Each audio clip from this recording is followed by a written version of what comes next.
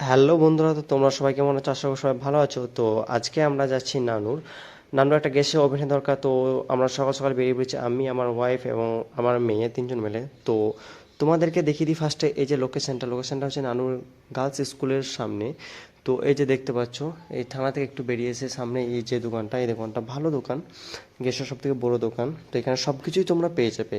তো দাদা আমাদেরকে ওভেন কিছু মডেল দেখাচ্ছে। তো দেখিয়ে দিল, এই যে দেখতে পাচ্ছ তোমরা মডেলগুলো, তার মধ্যে আমার পছন্দ হয়ে গেল। তো হয়ে যাওয়ার পর আমরা ক্যাশ বের করে দিলাম, তো এটা নিয়ে নিয়েছি আমরা। তো নিয়ে নেওয়ার পর আমরা চলে যাচ্ছি, এবার বাড়ির দিকে রওনা হচ্ছি। যেতে যেতে দেখছি যে একটা আনারসের দোকান, তো আনারস এখানে নিয়ে নিলাম।